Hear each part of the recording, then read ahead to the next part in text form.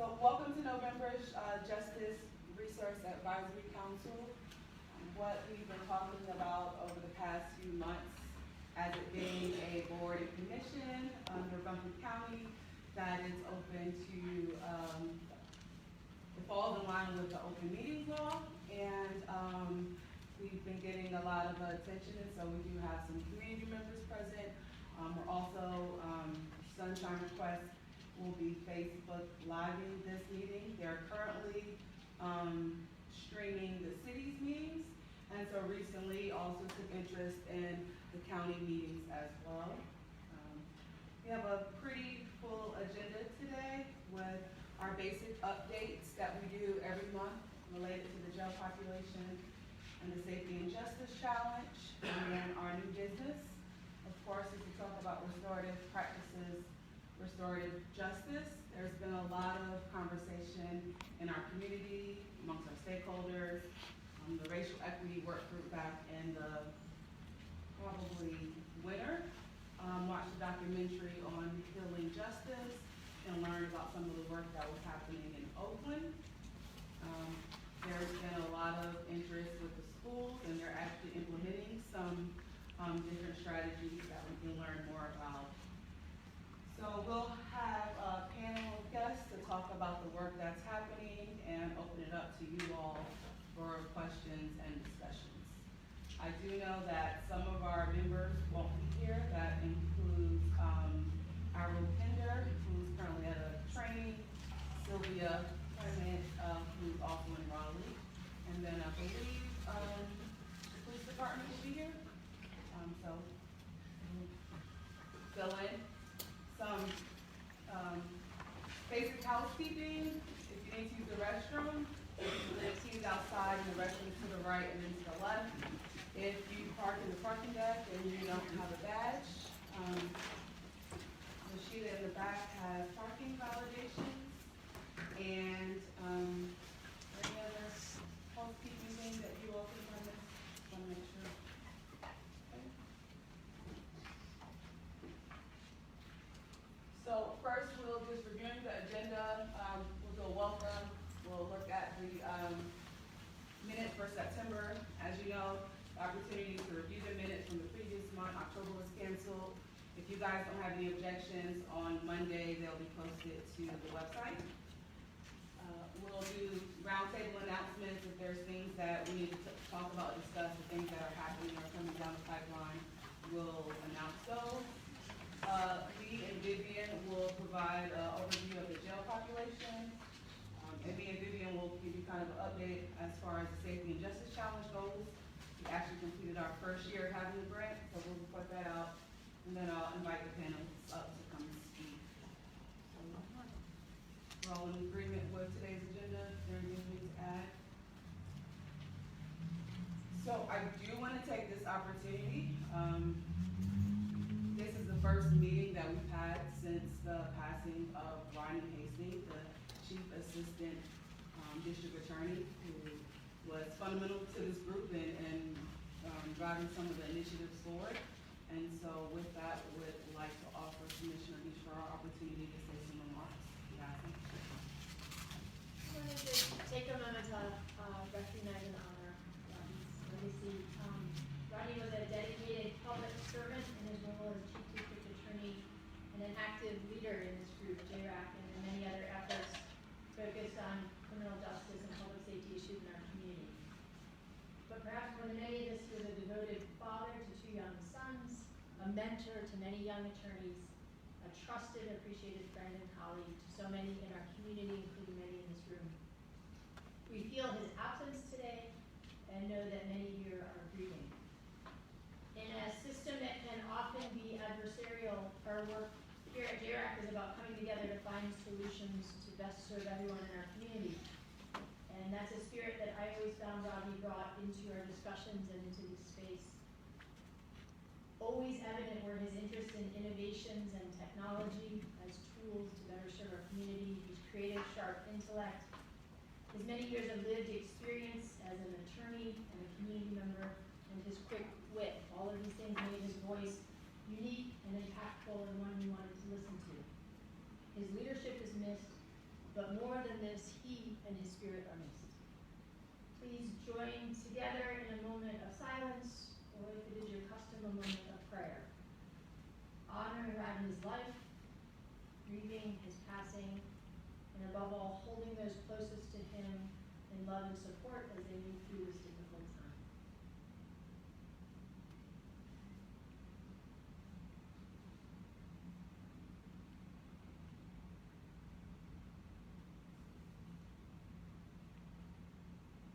Thank you. Thank you for giving us that space. It's also very grounding. I do want to acknowledge our city manager, Deborah Campbell, for being with us in the first meeting, and also Megan as well, sitting in for Thomas Ambergy. And I believe everyone else has been at the table. Oh, I didn't even see him sneak in. We do have a special guest, Judge Marvin Pope. Thank you for joining us today's meeting. Not to put you on blast, you know Judge Marvin will be here?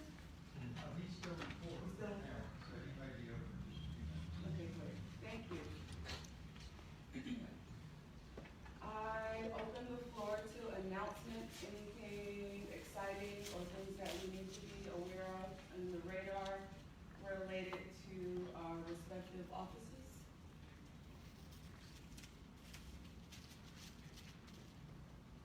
Just a very quick thank you to everyone who worked hard to plan or attended the town hall discussion we had on opiate issues this Monday. About 250 people, standing room only, over at the Civic Center, and a really important conversation in our community that was very excited to do the work we're doing here. So just thank you to everyone who worked hard on it. Thank you. I'd say thank you to everyone who came to the School Justice Partnership meeting that was held in this room. It was earlier this week. We had representatives from the courts, from the schools, from community-based organizations to talk about what would it look like, what could it look like, and is there interest in establishing a formalized structure for a school justice partnership, which communities across the state are doing in conjunction with the implementation of the Raise the Age law. The director of the AOC has empowered chief district court judges to serve as conveners, and so Judge Hill brought together some folks to explore that, and it sounds like there's great interest across systems in moving that forward, so stay tuned for opportunities to tap in.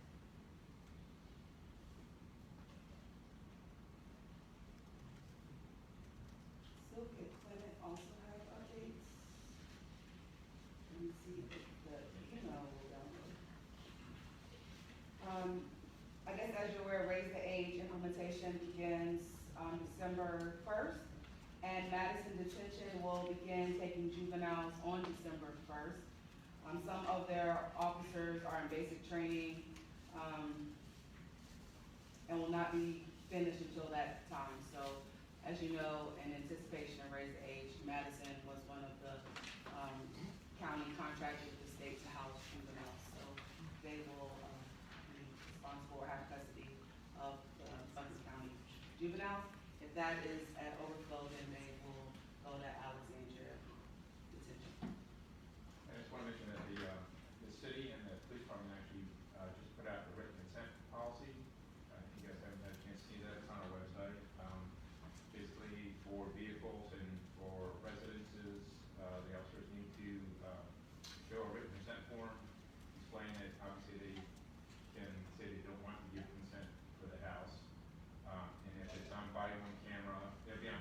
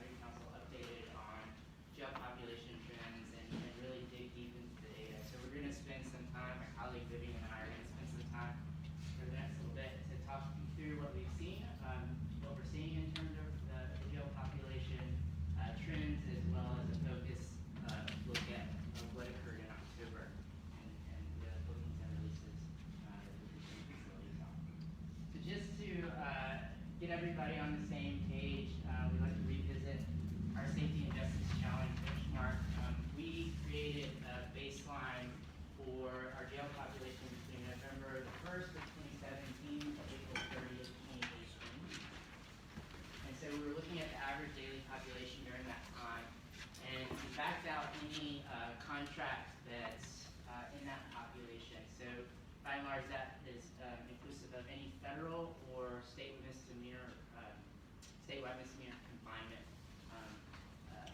population out of our baseline. So we're really looking at a local criminal justice involved population that is confined. That baseline population at the time was 385, and we're aiming for a 15% reduction, and so that puts our target at 327. What you'll see on this next slide is shortly after our baseline time period, we started to see the jail population grow and grow quite significantly. So in July 2008, average daily population was above 450. And so again, this is just looking at the safety and justice challenge population, so no contract beds are included in that. The green line is our baseline, so it extends across time. So the end there is last month. And then that dotted line is our target. So what I want to point out is if you look at this end of this graph, even though we're above our baseline, if you look at the same period last year, we did see a reduction. So even though we saw the seasonal increase in July, August, and September, which is what we expect, we did see that we were lower in 2019 than we were in 2018. So I think there is, we've seen the population come down these last few months of this year, which is a positive thing. We saw a drop between September and October, which is a positive thing, and we'll just continue to plot this as we move forward with our efforts to understand how all of the activities are impacting the overall population. This is looking at bookings. So in October, there were just over 1,000 bookings into the detention facility. For year to date, we continue to see a slight increase in the number of people that are coming into the facility. In October, what I've done here is I looked at specifically bookings only in which order for arrest for failure to appear was on those charges. And so when you pull out those bookings, you see about 23% of folks who came into the facility were in because of that failure to appear. That's a pretty significant number, and we do have some strategies that are aimed specifically at helping people and remind people to show up for court, right? So what I did, I pulled those bookings out of this table here so that you could see what are the most frequent charges people are coming in on. And so you can see these are the top 10. The driving while impaired is obviously by a significant number the most frequent charge that we're seeing on bookings, followed by secondary trespass, resisting public officer, possession of drugs, paraphernalia. And so that is who came into the facility last October. With releases, we saw just over 1,000 releases last month. The average pre-trial length of stay for those releases was just shy of 16 days. That's about a 2-day reduction than we saw in September. So what's really driving that ADP down is the length of time the October releases spent in the facility. What you have here is a chart where we do a calculated average daily population based off of the number of releases and the length of stay for those releases, and we're presenting that by their release type. So you can see almost 120 on average every day, 120 people sitting in the detention facility that were released in October, they ended up being released under time served. Followed by that is unsecured written promise.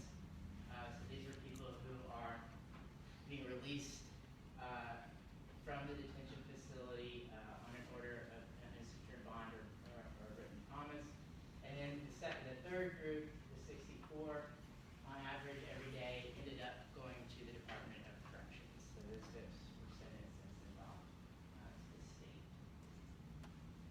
So those were the top 3 calculated ADP reasons for release from last October.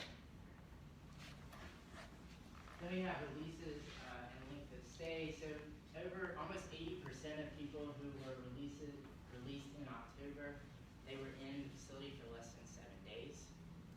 This chart here are the charges that were on those specific releases.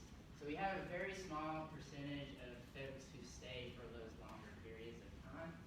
The vast majority of people are moving out of the facility.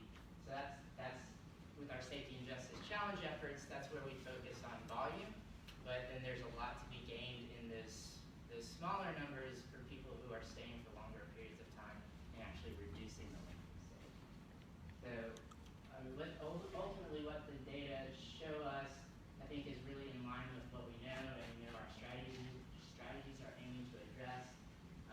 Reducing, we do have a major system-wide change that will be happening in the first part of 2020 that we anticipate will have some significant impact on who is staying in the detention facility after their appearance as the magistrate.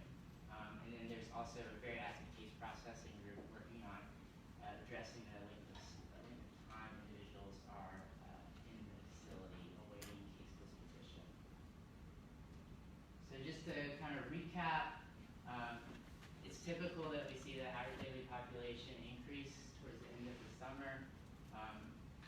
As I pointed out, but what we've seen in the last 5 months is that we are actually lower than we were during the same time period in 2018, helping us get back closer to that baseline. We continue to see a slight increase in bookings in 2019 over 2018. Those failure to appears are a big driver, and there's a lot of opportunity there to help us reduce those numbers and helping people remember to come and to show up to court. And then we did see the reduction in the length of stay for those who are awaiting case disposition in the facility between September and October. Any questions about where we were or where we are? Thanks for the presentation. On the failure to appear issue, are there any updates about what I understood as sort of the technological hurdles to implementing a notification system in the state and local data? Yeah, so the state about a year ago released a notification system through the NC Court's website. We've been in conversation with the state to obtain data that would allow us to utilize and implement some court notification opportunities as well. So we have been able to secure, we're in the process now working with their state IT and our IT to secure data that will be fed into pretrials, new software that has the functionality of sending out court reminders. So that population will receive automated court reminders. We don't have a timeline on that quite yet, but that is a definitely positive development.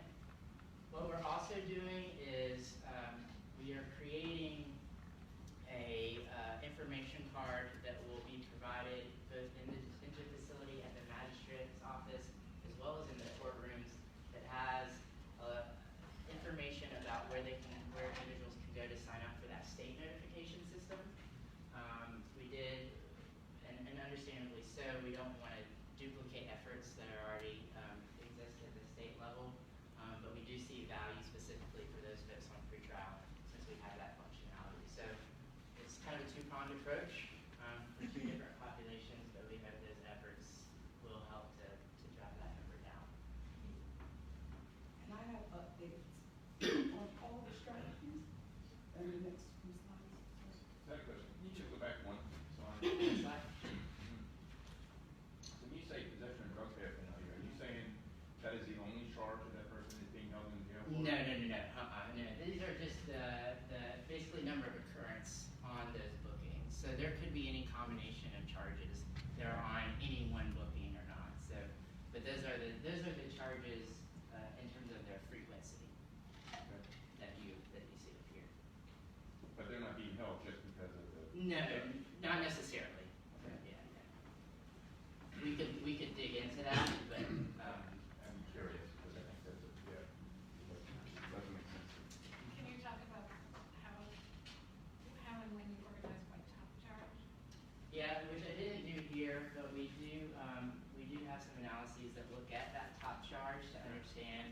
particularly around length of stay.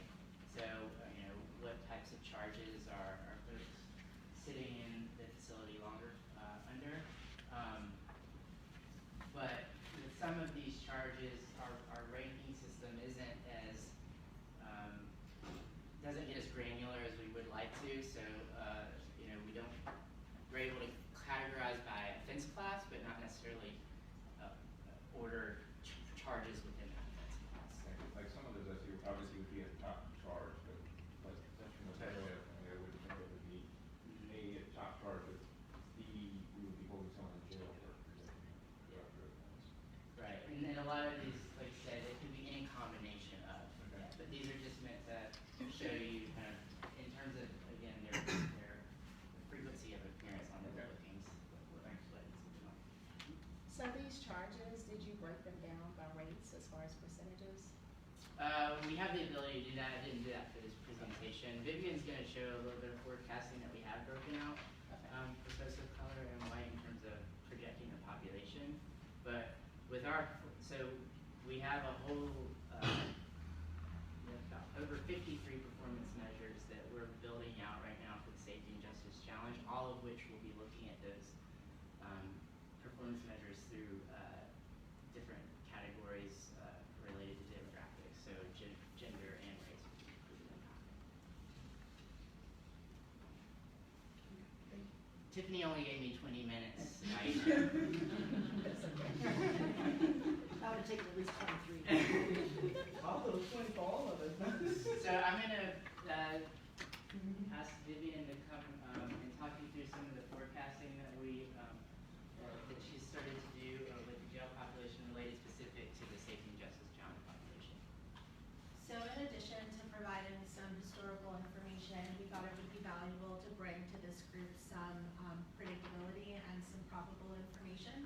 So we wanted to do some forecasting, and we're going to be doing some short-term forecasting. So there's going to be 6-month period increments where we're looking into the future for what the Safety and Justice Challenge population looks like. So just some methodology about the data that I will be presenting is the data is the daily count, and it goes all the way back to 2014. So it's taking 5 years of data to predict into the future. And the forecasting model does take into account seasonality. And for this population in the graphs upcoming, the Safety and Justice Challenge average daily population, as Lee mentioned, excludes all of those contracted beds. So the statewide misdemeanor confinement, EFET, and federal beds.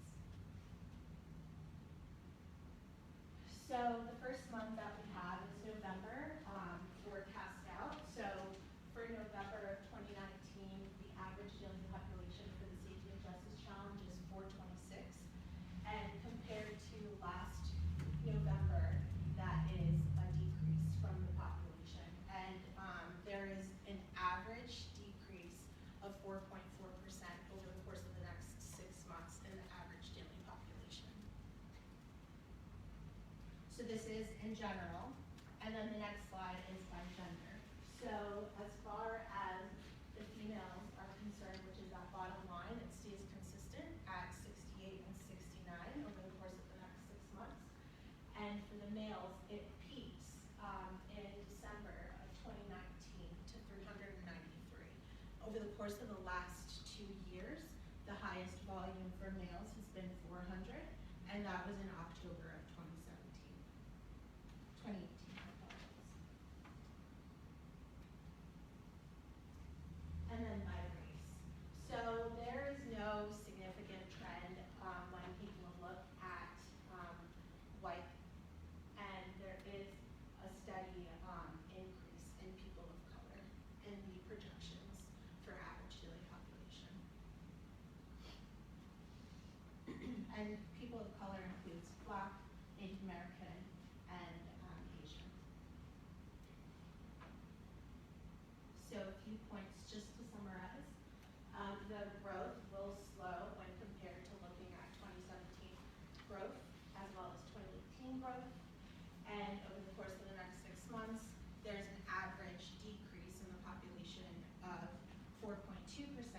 So for example, when taking a look at February of of 2019 compared to February of 2020, there is a 15-person count change. The female population will remain steady, and the forecast for people of color is trending upwards. And these predictions do not include the impact that we're expecting in the initiatives and the implementations with the Safety and Justice Challenge. However, that is something that Lee and I are planning for in the future, including that percent change. Any questions? Does the ability exist to forecast the projected impact of the grant initiative so that we can start to map out what we would likely see? It's concerning certainly to see that population overall has increased and based on these projections would hold roughly steady relative to the goals we have. So just kind of trying to map out what we may be thinking about. That is something that Lee and I have planned to do, and we hopefully should have something for the next meeting. We do have some calculations that we need to update for our grant. If you'd like to. Yeah, because we've seen an increase in the population from where we initially submitted the grant and the proposal and anticipated impact of our activities, we're updating those, so we have to account for all the additional bodies that we are seeing in the jail and those impact measures. So we actually might see those, we will see those numbers and anticipated impact percentages change. And so we're in the process of doing that now. And as we get closer to implementation of the PSA, we'll start to incorporate those into our measures.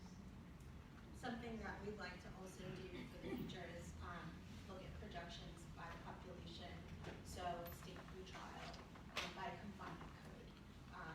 So we would probably be seeing the most impact to the state pretrial population with the implementation of the PSA. So that's something that we hope to calculate by the next meeting. So these projections assume no changes. Are these, you have that's basically broken down by residents versus visitors? Because Buncombe City's growing and we're seeing more people downtown and it's steadily increasing. So is that brought into your projections too, or are you just assuming that when we started in 17, no one else is coming to Buncombe County to see that? So that's a great question. One of the things that I'd like to do for the future is put a line in here about the population growth as well for Buncombe County. However, we have that information, but we didn't prepare it for this meeting. Okay. Thank you. Any other questions? Yeah, as far as like, we have a lot of new treatment providers coming in and halfway houses, are y'all allowing for that? Because there's, just an outcry of all these overland houses, and I know that population is already in a situation where we have new crimes, laws looking for gaps. Are y'all doing any studies on those? We aren't at this time, but I'd be interested to learn more. We can talk offline about dates maybe that some of those things started happening to be able to pinpoint and see if there were trends as well in the data. Thank you. So I'll try to bridge to this in relation to the Safety and Justice Challenge grant and the updates and things that are actually happening. So I did this based on our strategies. As you know, it's been almost a year and a half, and we set forth with these different strategies based on those trends. So we have 7 different strategies that we're looking at, and in those different strategies are different tasks, and so I'm bringing an update on the tasks. So in relation to deflection, we are gonna explore the use of citations and summons. Summons are those things that citizens bring to the magistrate. Citations are citations that law enforcement fill out on the scene. There was an article research paper done by Jessica Smith from the UNC School of Government regarding Buncombe County's use of citations. And so we'll work, and the sheriff will work with the police chiefs and the county to really just analyze and look at citations, and if we could possibly increase that. It's put on hold for probably the next 90 days. Hopefully once, or the transition with the Asheville Police Department happens, we can bring that that kind of back to the table, to the forefront. So, as far as our behavioral health diversion strategies, it has, we're exploring safe beds, kind of this pilot program for a wet shelter or a place where we can drop off individuals who may be intoxicated and second-degree trespassing, that law enforcement may have to respond again if they're not safely housed somewhere to sleep it off, relax. So usually now it's been standing that the jail is a place for 24-hour holds for people intoxicated, or they end up in the emergency room. The community has explored this for several years now. We put it in the grant. We wanted to pilot it at the crisis center. C3 is a one-stop place, but also is urgent care, and it's in the middle of the community. So law enforcement is not going to multiple places to make decisions and figure out where somebody would go. So nationally, we looked at practices to have a peer support staff. That's kind of what the national trend is. Here locally, the idea of the work group came with EMT or a medic better serving in that role because they're able to monitor vitals and look and see if somebody's in distress. And so based on those conversations, that position would not sit right with the EMT normal function. And so there's just liability concerns about someone being intoxicated, having a high level of VAL. So at this time, the work group will reconvene one final time and draft up a memo or report about their findings.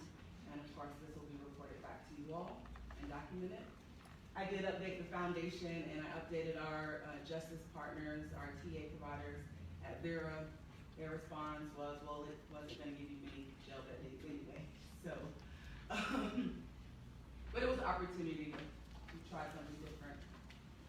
Familiar faces, there was a steering committee, so we previously had a work group, use frequent user system enhancement, I got that wrong, but where community come together, community providers to try to decrease the amount of contacts an individual may have with our crisis centers, our jails, EMS, ED, to try to get them stabilized in the community.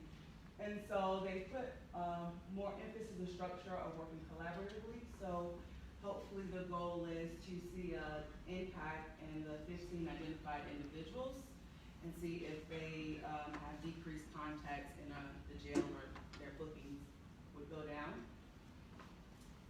Enhancing pretrial, we're using grant funds to hire pretrial screeners to be in the jail 24/7 to do the risk assessments.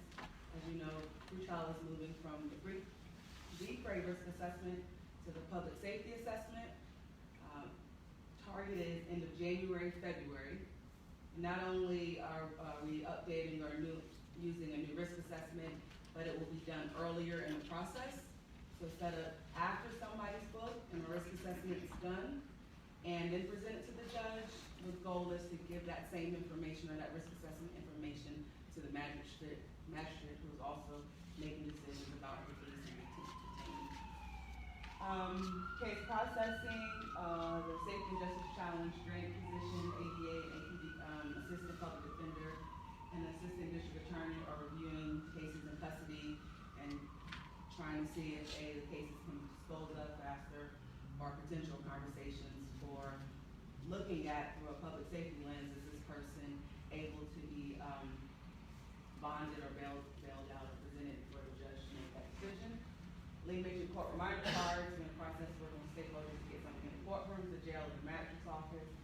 And then the work group is trying to prioritize other court efficiency tactics that are happening nationally. As far as community engagement, this is in your packet. We held a community meeting about the public safety assessment, where community came out and asked questions about the particular risk assessment. Our work group went to Big Ivy and conducted a listening session. We got great feedback from them. It's in the packet, kind of the structure of the listening session, as well as we asked a question about what is their vision for a safe community, what things aren't working right now, and proposing solutions. And I also have a large poster to report back. It will make sure that we give this information to the community, Big Ivy, and you all are aware, and so hopefully the goal and intent is kind of using the feedback that we learn from the community to help build solutions and partner together. We have one coming up next week in View, and we're excited about that. And we'll do the same format, get the same information presented. The goal is once we've been to several communities to do a composite report and provide that. The racial equity work group will meet next Tuesday. There'll be a training exercise, and we'll start reviewing data. It's required by the foundation, but I think it's a good tool to do a decision point analysis and a relative rate index. So what that means is looking at the various decision points in the criminal justice system, from arrest to reentry, and analyzing disparities. And that includes analysts do a relative rate index, where it compares races based on proportionality. So what is the rate amongst whites? What is the rate amongst blacks? What is the rate amongst Latinx? And looking at it, Charleston and Multnomah County have great reports that they've put out previously. And so we're gonna take a look locally at the data we have and explore that, and the racial equity work group will, of course, bring that information back to you all. And many of you sit on that work group, so really a collaborative effort. Any questions about all the work that's happening? I do want to add two more things. A lot of year one, we just closed out year one at the end of September with planning, and I'm looking so much forward to implementation now. The foundation is aware that this is a process, and so many jurisdictions, if you look at the budget, we haven't probably spent about 20% of the budget. So we are hoping to do a no cost extension. So the grant might last longer than September 2020, and we'll just draw down those funds and hopefully be invited to reapply the spring of 2021. Last thing, this is in your packet, it'll be online. Lastly, we've getting a lot of feedback. We have so much great work happening, but it's still kind of happening in silos. And so the goal, especially for the challenge, there's so many work groups, is to get everybody together and also get the stakeholders together to do a one-year report out and kind of meet each other and realize we're all working on the same goal. And that's to try to reduce our jail population by 15% safely, ensuring that we engage the community and address racial and ethnic disparities. So please save that date. Vivian sent out a calendar invite already. If you can accept it or let us know so we know how to plan. And again, it's open to everyone here. Members of the Justice Resource Advisory Council. Alrighty, I did that pretty fast. Any questions about the challenge? Any comments? Nice having you. You know where to find me. I would like to bring up our presenters now. We have John Powell with the Restorative Justice Clinic at Campbell University School of Law. Cal Garrett was School Partnership Manager at United Way. Jen Lewis is the principal of Owen Middle School. And April could not be here today, but Amanda, Karen Thompson. Yo, sorry, I don't know where that Amanda from. Karen Thompson is here with Asheville Middle Schools to talk to you all about restorative practices and restorative justice. And then once they present, probably maybe go to, because how much information you have to share, but 1:40, and then we can open it up for Q&A discussion. Well, thank you all for having us here today. We'd love to share a little bit about the work that's going on in the schools, and I'm also curious to hear from John about the work that he's been doing across the state. So my name is Kyle Garrett. I'm the School Partnerships Manager with United Way of Asheville and Buncombe County. And I lead our team of community school coordinators who are based out in 4 of the area middle schools, Inca, Irwin, Owen, and Asheville Middle Schools.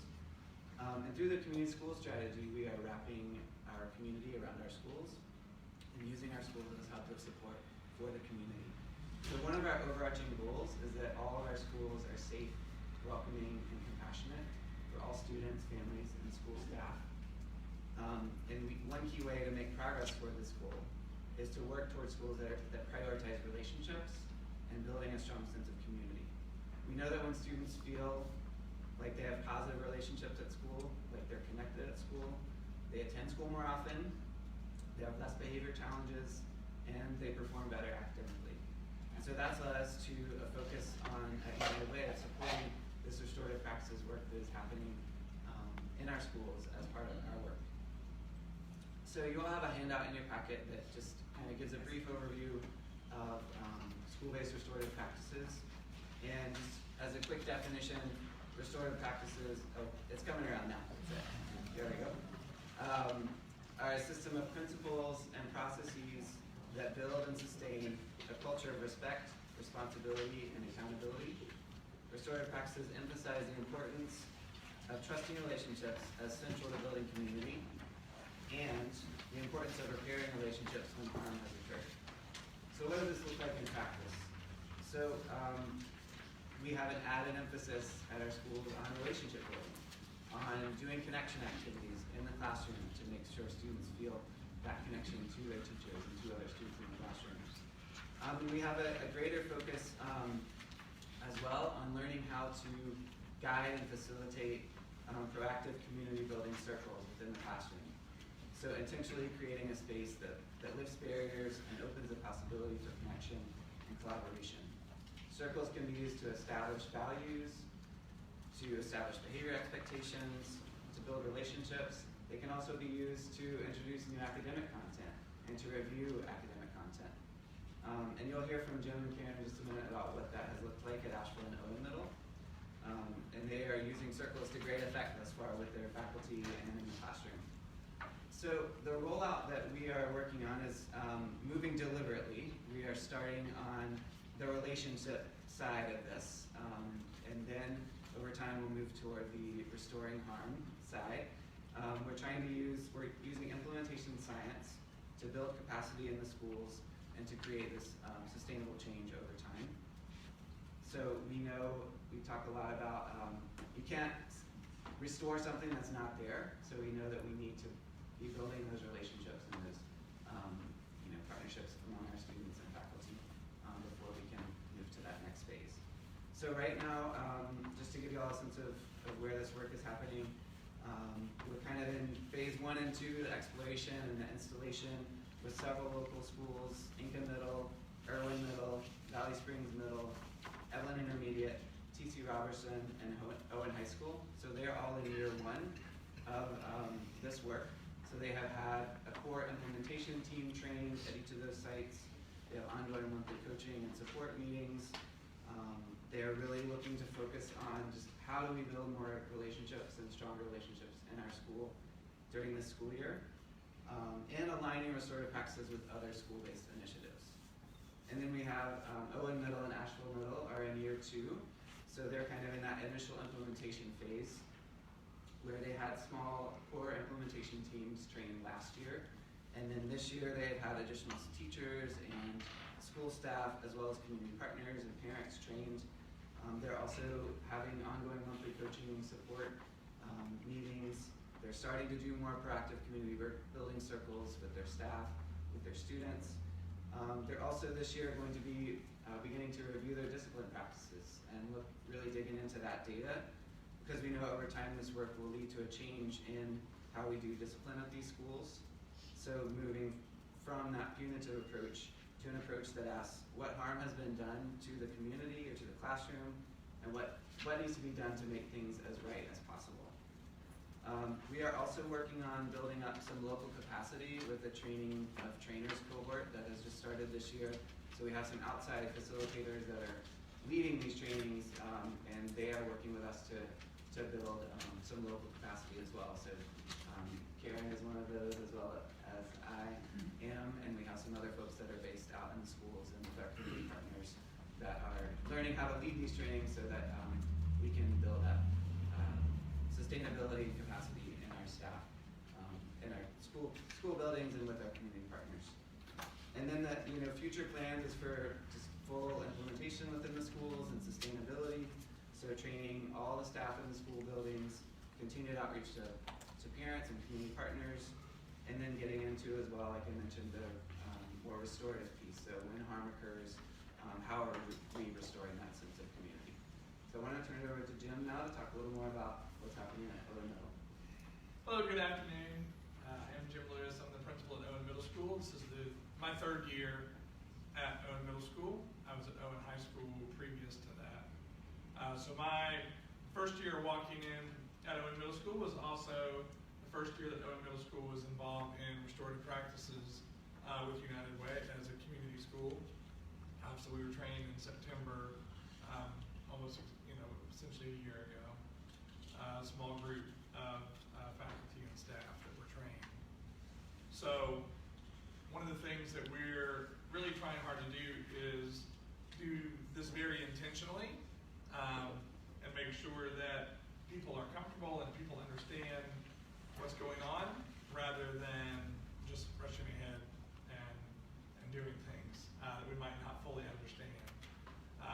So when I started essentially coming back from the training and with the group of people that we call our Circle Up Committee, sort of helping drive this work, we hold a lot of our meetings now with faculty and staff in Circle, often following the Circle process, to just breathe that familiarity and comfort with people who don't really understand what circles are from a restorative practices standpoint. And then we're able to guide and help and train people in the use of circles, either in their classroom or in some cases outside the classroom in extracurricular events.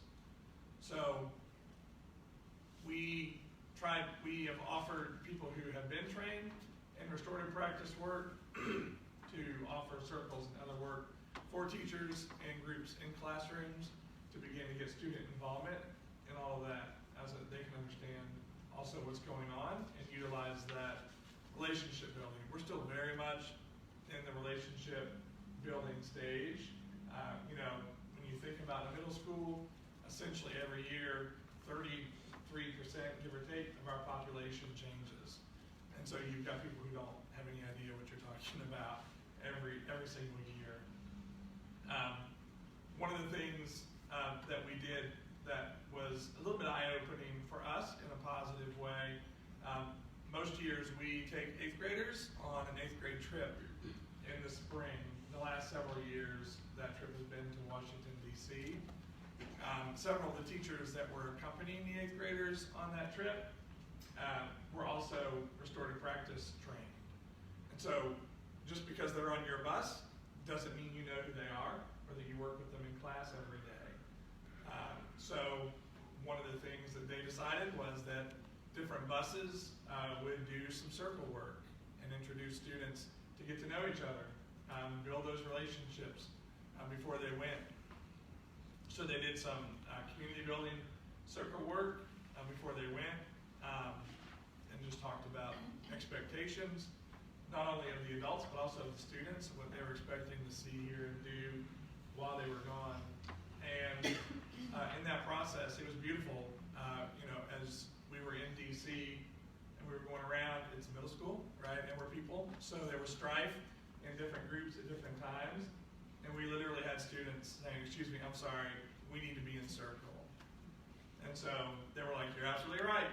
So they would just pull a circle together, lobby of the hotel or out in the field or at the mall, wherever you were, and just work through that stuff. And that was student initiated, and for the most part adult led. At this point, we've got more staff trained as of a couple of weeks ago, about a month ago. And so we can start to feel the needle moving a little bit on the restorative practices piece a little more positively, so we're excited about that. And we've sent that group of 8th graders is now at the high school, where they're beginning their RP work there.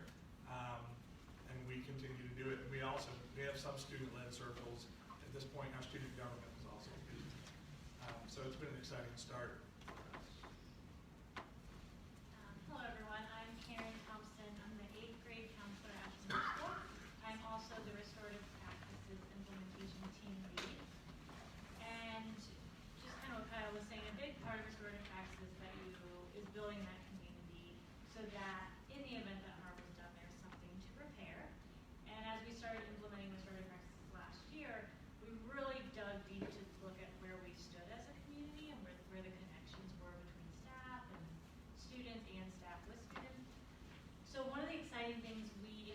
this year is an advisory time, so we scheduled the first 30 minutes every day of our schedule. It's set aside for advisory. And we created a curriculum where that time is done in the circle structure. And so it starts every morning with a greeting. Kids come in, they get into a circle. They are in groups of 14, so every staff member has a group, so it's a smaller group of students. They take time to greet one another. They do a circle prompt, so there's a prompt given and they go around using the talking piece and respond to the prompt. They then will move into a daily activity, and we have different themes for each day. So Mondays we focus on mindfulness. We do a mindfulness activity. On Tuesdays they work on academics, so we check their grades. They write some goals. They email teachers. They're missing work. Work on getting caught up there. On Wednesdays we use avid strategies, so liquor strategies. Sometimes they might look at a piece of text and have a conversation about it. On Thursdays we use social justice standards to, and we've created a character ed based on those standards. And so, right, the first quarter they looked at identity. They were just exploring their own identity. On Fridays we have community Fridays where they look at their community, our school community, and how we can enhance our school community. And we focus a lot on, this first quarter we're focusing a lot on gratitude. We have 3 goals for our advisory time. It is to increase connection, elevate student voice, and to teach skills that will support students throughout their school day. So it's gone really well. We just finished our first survey to get some perception data. And we had a survey for teachers and for students. And overwhelmingly both felt like there was an increased connection, that it has improved our community at Ashford Middle School, that it's a really great way to start their day, that they're learning more about one another that they wouldn't have known before. We did just look at our early discipline data for the year, and so far this year we have a 50% reduction of overall referrals from this time last year. So last year we were looking at 55 students had referrals and 27 had referrals. There's a 54% reduction in African American referrals and a 78% reduction in our African American males. So far our early data is looking like we are creating more connection and community with our students. And they have, and our students are telling us that as well, that they're becoming more successful and supported in school.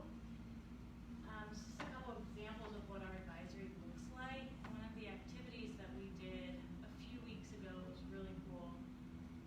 We wanted to show some gratitude to our custodial staff. So as our students interact with the custodians every day, but they may not know, a lot about them personally. So we gave them, we showed a picture and gave a bio. We interviewed with each custodian. We asked them what they would like to share with students. We wrote a bio, and the kids read them, and then they were tasked to write notes of gratitude, and many of them chose to write several notes of gratitude to different custodial staff. And so we started advisory at 8:30. By 9 o'clock, I had hundreds. I mean, we're talking like over 600 notes of gratitude in my office, and me and the other counselors were going through them, and I mean, they were amazing. It was like, one of our custodial staff is into theater, and one student was like, "Oh, I'm going to be in a play this Saturday. I didn't know you did theater too," like making those connections. Some wrote about how if you didn't, so I mean, we're just even thinking about it, but if you didn't pick me up for school every day, I wouldn't even be here. Like if you didn't drive my bus, I wouldn't be at school every day. And then students were coming into my office, and they were like, "Wow, Ms. Thompson, you must have 600 notes here." And I said, "That's exactly right, I do." And so by the end of the day, we had stacks this high that we put some ribbon on, and kids helped store them and put ribbon, and we were able to present them with our custodial staff. And it was just really cool for our kids to make such immediate connections and be able to learn about the people who support them every day, who they don't see in class, write them a thank you note, and then be able to see this reaction from them and to the happiness that was created from receiving these letters. So that was really cool, and we're planning to continue those activities for other staff, as well as they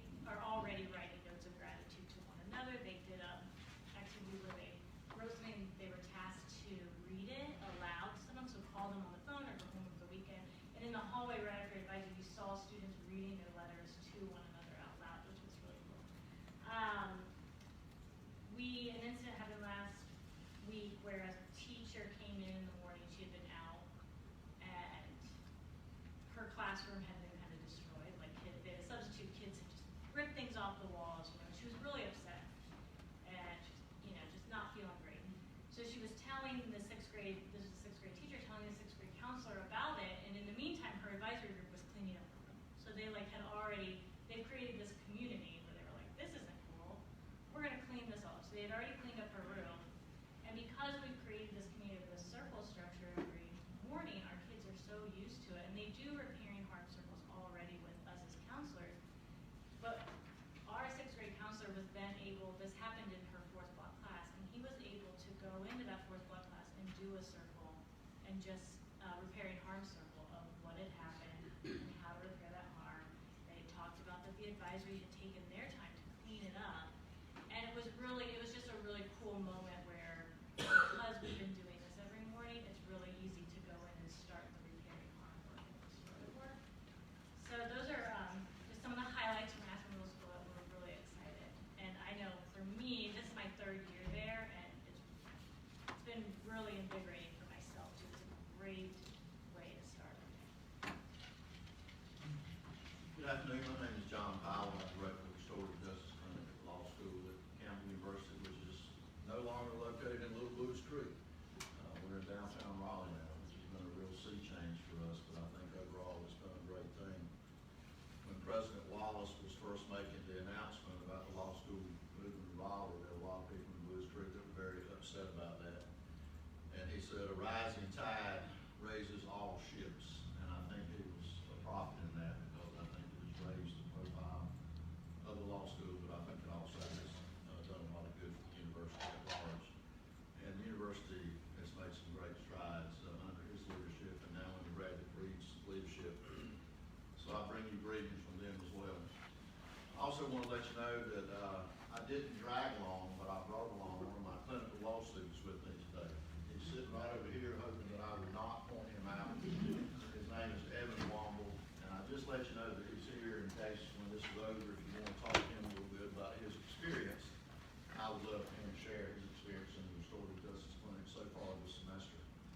And I say that also to say I think that the clinic is a great opportunity to open up a bit of a different world view for these future lawyers that are coming out of Campbell Law School. And we've had conversation this morning where I realized that his worldview has changed quite a bit in the short weeks that we've been in this semester. So please pick his brain a little bit if you would like to.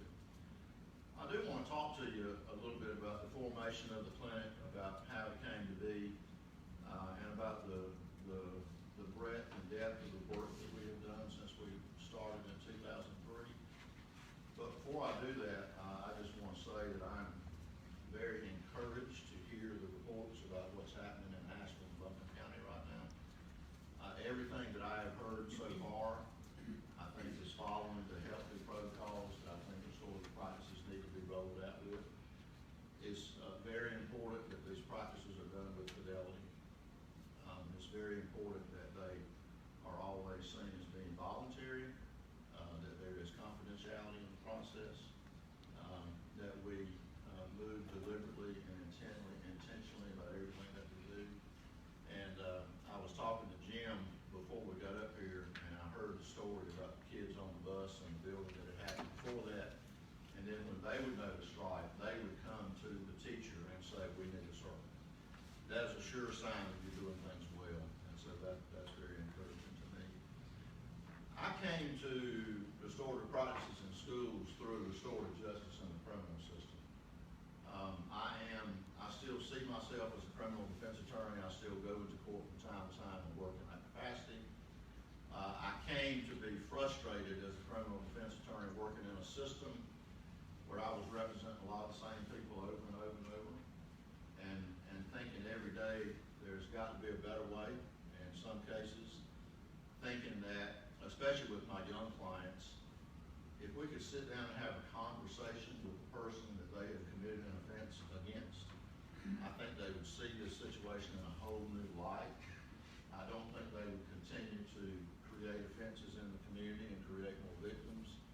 I think they could get on a better path. And I think that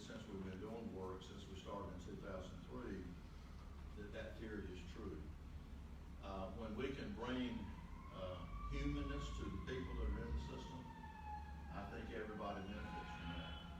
If we have to stay in a system that has at least artificial barriers between us, then we can't have honest conversation. And there are good reasons that defendants don't talk, because anything they say can and will be used against them in a court of law. And there are people in this room that understand that very well. In the midst of my frustration around this, I met a man named Tony Baker, who was a brand new criminal law professor at Campbell, where I went to school. And we met at a seminar one day and getting to know each other over a cup of coffee at the first coffee break. And he learned that I was a criminal defense attorney. He also learned I had been recently certified as a civil superior court mediator. And he said, "You ever do mediation in your criminal defense work?" And I just laughed. I thought he was joking. I said, "Well, no, because I'm not about to put my client in a room and let her talk about what he's done." And he said, Yeah. We can talk about that later. Well, he knew things that I didn't know. He had been exposed to restorative justice, and he knew that in juvenile cases or other cases, if something was going to be done pre-adjudication, we could have local rules that provided for confidentiality in the process. And that's critically important for someone who's been accused of a crime, because anything they say can or will be used against them. If we cannot create a space for them to come into and admit wrongdoing, they shouldn't do that. Without fear of punishment, they shouldn't do that. And I would never advise my client to do that. So you have to create some sort of rules that allow for that safe space, so that whatever you say in mediation cannot be used against you. That conversation that I had with Tony that day led to a conversation with the dean of the law school, because we had never had a clinic in the law school. Tony came from Pepperdine, where they have a wonderful alternative dispute resolution clinic. He wanted a clinic in the law school. He talked to the dean about it. He said, "I think we might be on to something here." The dean said, "That would be great. What does the judge think?" We went to see the chief district court judge at the time. He had just undertaken a court improvement project for the juvenile court, which was very fortuitous or divine intervention. I don't know which one. I'd probably choose divine intervention. And he got very excited. And he said, "I think this is something we should pursue." So before we ever did a case, we started with a task force that was created by the chief district court judge and the dean of the law school. And they signed a joint order which created a joint task force made up of criminal justice professionals and law school professionals. And we studied it for about a year and a half. At that time, I was on the criminal justice side, Tony was on the law school side, and there were about 10 of us all together that worked together for about a year and a half to further research restorative justice, to find funding for a clinic, which we did. We made a recommendation, and they accepted that. Talk about going slow and being deliberate. In the first semester that we operated, we received 3 cases from the juvenile court. We were started completely as a diversion program for the juvenile court in Harnett County. And I'm like, well, we need to be user-friendly, we need to go slow, but I didn't think we'd go that slow. And so I was afraid we were going to fall on our face and it was not going to be successful. But all those cases were successful, and we had proved ourselves to some people, and then the referrals began to pick up. I was working as a part-time administrator doing the mediation work. Tony was hired to be the full-time curriculum person because he was already on the faculty of law school. But essentially, Tony and I did everything together for the first 2 years. So we talked together, we mediated together, we did everything together. And we saw that it was going to be successful and people were buying into it and having confidence in it. One thing that I noticed during those first 2 years was about, and I went and did some of the research, about 60% of the cases that were sent to us by the juvenile court were sent to them by local schools. This was before we even talked about this thing that we now call a school-to-prison pipeline, but that was what I was seeing as a frustrated criminal defense attorney before I ever heard the term school-to-prison pipeline, before I ever heard the term restorative justice. So I thought it would make sense to me as a school administrator that instead of sending my cases into the court system, I might send those cases directly to what was then called the Juvenile Justice Project. And so I began to meet with school folk, and it did make sense to them. and we began to take referrals directly from the school. The first one that we got was from Triton High School, from the Ninth Grade Academy in Irwin, North Carolina. And it grew from there, and school cases now have dwarfed everything else that we do, which I am so glad of, because I think it is having a significant impact on being an impediment to this thing that we now call the school prison pipeline. What I was seeing as a practitioner was if a kid got in a criminal legal system, they had a hard time getting out of it. And in North Carolina, we've already talked about raise the age today. We know that as soon as they turn 16, they do graduate into an adult system. So very quickly, they graduate from a children's system into an adult system, and that makes things even worse for them, because that's when records are permanent, and it really makes a difference. So I'm very glad that we've gotten to a point that most of our cases are now in the schools. So let me fast forward through about 15 years, because we did start in 2003 as a diversion program for the courts. I think it was about 2006 we took our first case from the schools. In 2009, Campbell Law School moved from the 11th district, which is Hardin, Johnson, and Lee, to Wake County, which is District 10, and my clinic moved with them. And so we stopped serving District 11, and we started serving District 10. We started serving the juvenile court, and we started serving the Wake County school system. We had two schools that signed on with us initially back in 2009, and it was middle schools, Ligon Middle School and Moore Square Middle School. That was a natural transition for us from juvenile court, because we were already dealing with that age population. And that's what I knew at the time. So we transitioned and we started serving middle schools. The school administration's idea was, and all we were doing was mediation. One thing that I'm very encouraged to hear you saying is you're starting with Circle, and I think that's the place to start.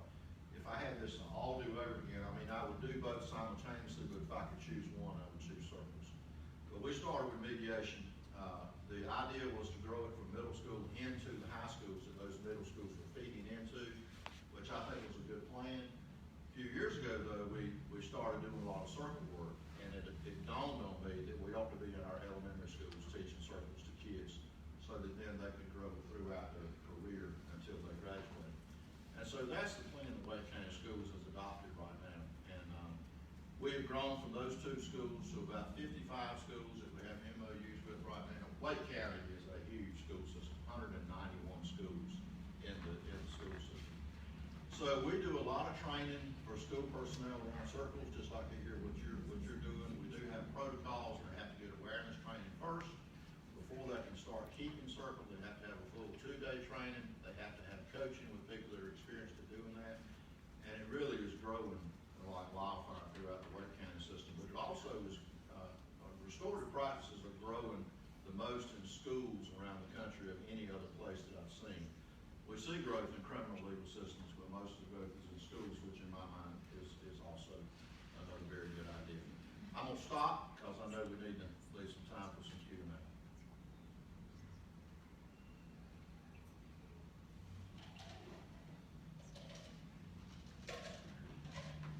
Yeah.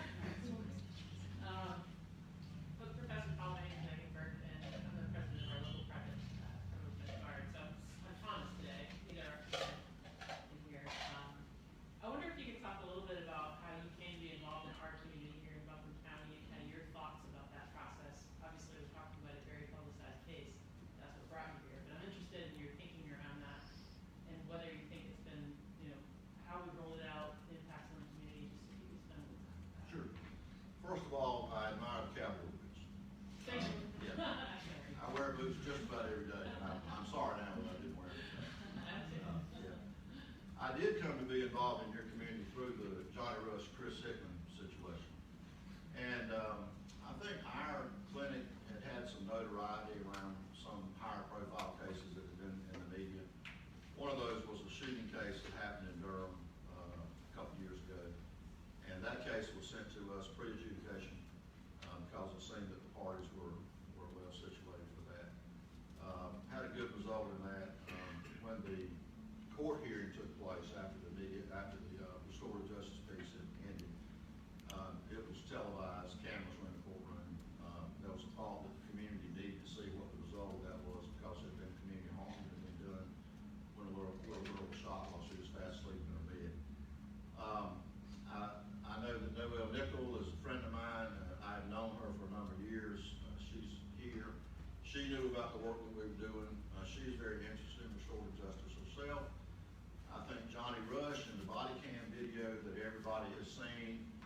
sitting on the curb outside of the hospital before he was gonna be transported to the jail that night, asking a lot of questions of Chris Hickman, like, why did this happen, man? Why did you do this? Wanting some answers. I think that your DA, Todd, paid attention to that. I think with some conversation that he had with Noel, it was brought to light that maybe there's a resource out there that could help Johnny with some of the things that he was looking for. And so I think, first of all, I got an email from Noel saying, we'll have some conversation about this. Would you be interested? I had some conversation with Todd. It was a conversation that was had with the parties. It was something that once the parties understood what the process could be for, it was something that they asked for. And that's when I began my process. And the process, generally speaking, is to meet individual people first, to help them understand what the process looks like, to understand what their concerns and what harm is coming to them. What they might want to do is try to correct things as much as possible. And so we had those meetings. I have always seen this case as working really twofold. There was harm that was done that night to Johnny Rush. There was harm that was done to the community, in my mind, when they saw the body cam. Now, there's been a complicating factor since then, a couple of complicating factors that I haven't had in cases before. One was Johnny called his own charges after we started the process. That kind of stopped our process. And then there was a plea that, in some people's minds, has caused some harm as well. So some complicating factors there. But I do want people to understand that process did not end at the plea. We did have a process that brought Johnny and Chris together in a conversation, which is the face-to-face piece that we're hoping that we can always do. But now there's community harm that needs to be addressed too. So my process is ongoing with the community. I have been meeting with folks in the community that have invited me to have conversations. I want to hear from the community about what community harm is. I want to use that to craft what's left of the community service piece that Chris Hickman has been court-ordered to participate in. And we did ask the court if they would allow me to talk to the community, understand what harm has been done, and try to craft community service that he'll be involved in and try to address that harm as much as possible. So I probably gave you a longer answer than you really needed, but that's how I came to be here. I appreciate you talking about the community harm, because I think that's been a big topic of conversation, and I think since we're short on time, I guess I'll just get down to the question that I have in my mind coming here today. And I recognize I'm asked this as a white person asking an all-white panel. I struggle with the concept of restorative justice when it's further entrenching institutional and systemic racism. And I think there's a perception in the community, and I think it's a reality that, why the case of black men being beaten by a white cop.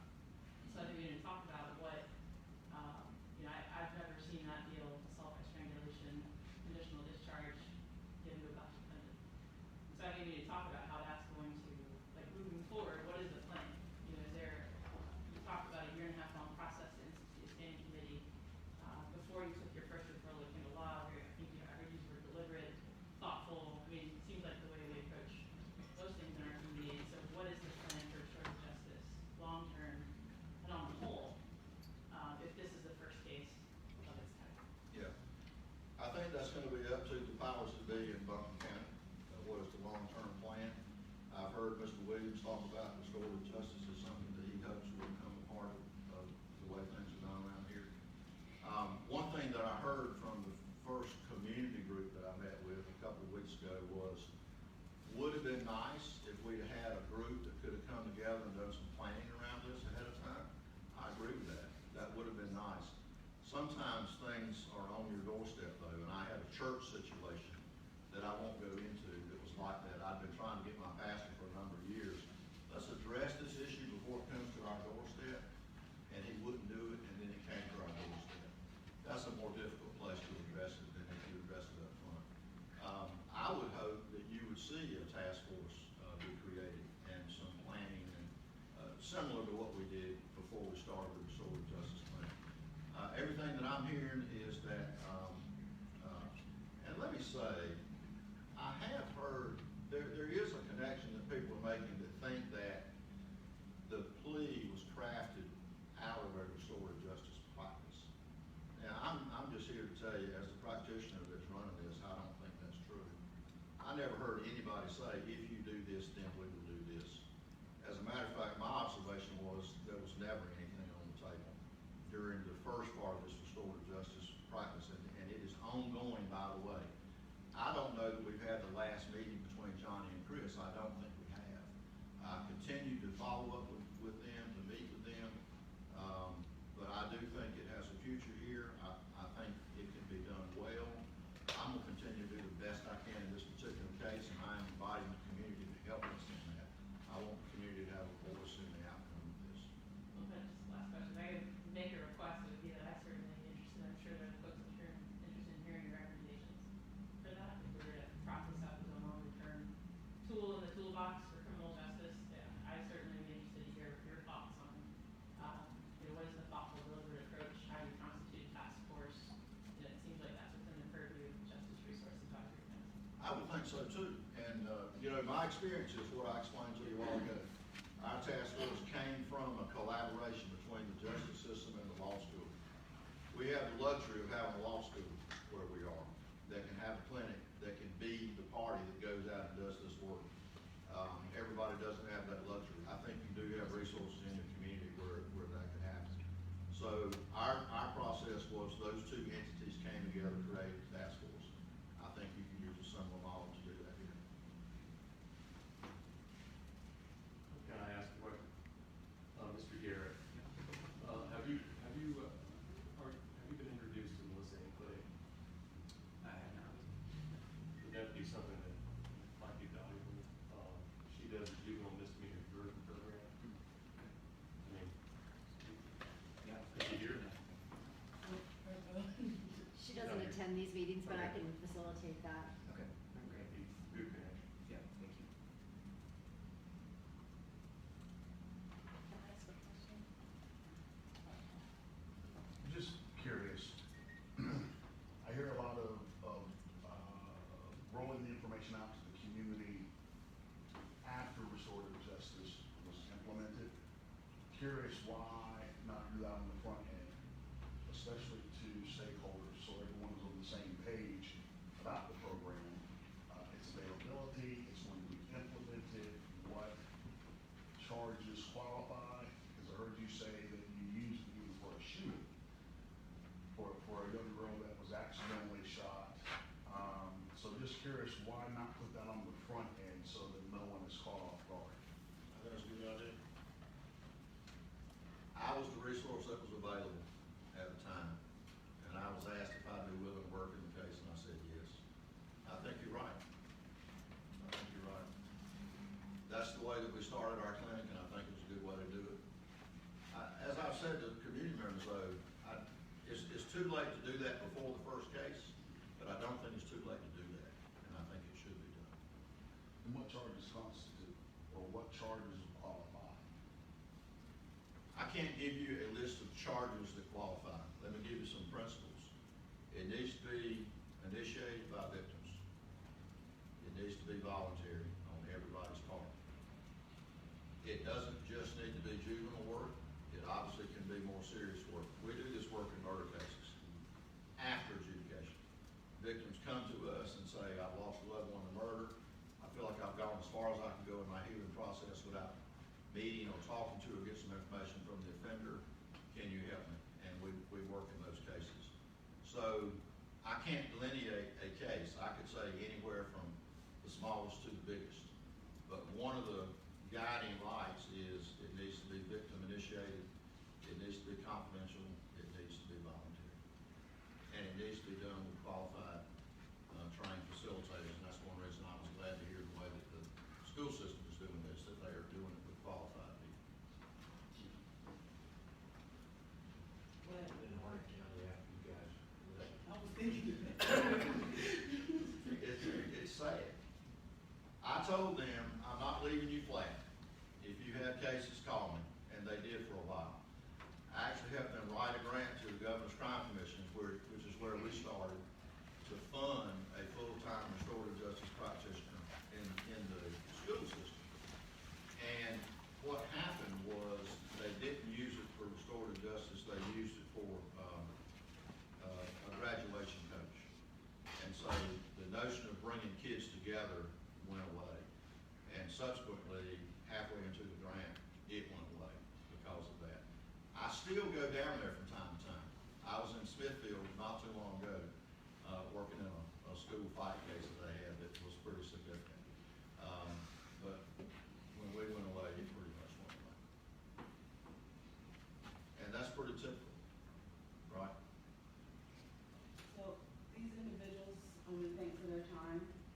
They are well connected to the community, so if there's follow-up questions, feel free to contact them or feel free to do me.